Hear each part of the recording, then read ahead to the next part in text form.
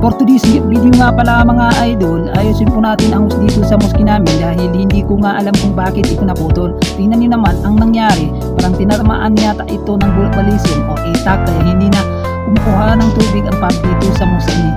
Ayusin po natin ito gamit ang mga DIY. Panoorin mo idol para makakuha ka ng idea pag naputol ang hose ninyo sa bahay ninyo. Kailangan po natin putulin ang hose para maayos ang pagdugtong natin sa magkabila ang hose.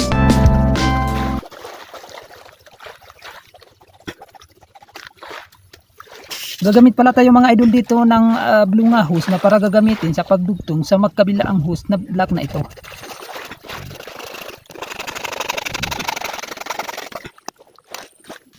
Ito nga pala ang mga idol ang gagamitin natin para lumaki ang butas ng black na hose para maipasok mabuti o di kaya para maisakto ang pagpasok natin sa blue na hose. Gumamit nga pala ako dito ng kahoy at saka lighter at saka isang kandila para pampainit sa hose na black para maipasok mabuti ang itong blue nga hose.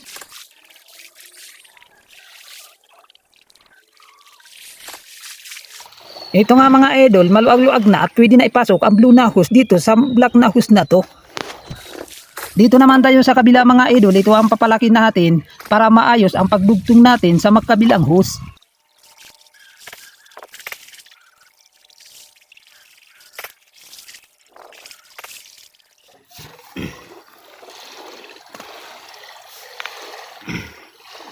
Amazing! O mga idol, tingnan nyo naman parang hindi halatang pinagdugtong ang magkabila ang hose at hindi na halatang may putol ang hose na to. At siyempre mga idol, para sigurado ay maglalagay po tayo ng isang guma para hindi na magkahiwalay ang magkabilang hose at hindi na tatagos pa ang tubig sa hose na to. At yun lang po mga idol, sana po ay may napulot kayong aral o kaalaman or natutunan sa video ito. At kung hindi ka pa nakapalo sa akin idol, i-click mo na ang follow button dyan sa taas at ipalo mo na ako at mag-share ka din. Salamat nga pala sa panonood. Thank you.